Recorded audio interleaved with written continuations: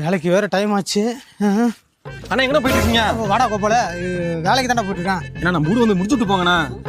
வரேன்டா. நான் ஊண்டு படி தானே முடிச்சுட்டு போனேன். வேற கல்யாணம் ஃபிக்ஸ் ஆகிடுதுண்ணா. தெரியுது, ஒரு 2 நாள் கழிச்சு வரேன். ஏன்னா நான் அப்பப்போ சம்பளம் தரணும் இல்லையா? சாயங்காலம் வாங்கிக்கிறியா இல்லையா? தம்பி தரேன், நான் தரலன்னு சொல்ல, செஞ்ச வேலை தான் தந்தேன். என்னண்ணா வீடு புதுசுன்னு வீட்டுக்கு வந்தீங்க? ஒரு செங்கல் மட்டும் தானே வச்சீங்க. அன்னைக்கு பார்த்தோட சரி, இன்னைக்கு தானே உங்களை பாக்குறேன். நான் காது குத்து வர வச்சிருக்கேன், வந்து பூச்சி விட்டுருங்கண்ணா. வரேன்.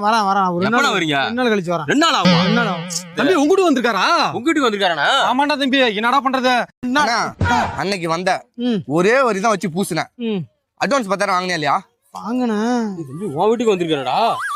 உங்க வீட்டுக்கார வந்தாரா? எத்தனை வீட்டுல இந்த மாதிரி கையை வச்சிருக்காருன்னு தெரியலையே. இப்ப எங்கடா போறீங்க? எங்கதான் போறீங்க? தப்பா எடுத்துக்காதீங்க. உங்க எல்லா வீட்டுக்கும் நான் வந்திருக்கேன். வேலை பாதியில நிக்கிதான், நான் ஒத்துக்கிறேன். ஆனா இப்போ வந்து நான் கோபி வீட்டுக்கு போயிட்டு இருக்கேன். அவன் வீட்டுல கையை வச்சுட்டு போகாம இருந்தா நல்லா இருக்காது. இந்த மாதிரி கொத்தனார் இருக்கிறதால தான் நல்ல நாள் கொத்தனார்லாம் பாதிக்கப்படுறாங்க. முதல்ல இவனை ஒழிச்சு கட்டணும். எங்க போறீங்க? எங்க கை வைக்க போறீங்க? கோபி வீட்டுல கை வச்சுட்டேன். நாங்க கை வைக்க போறோம்.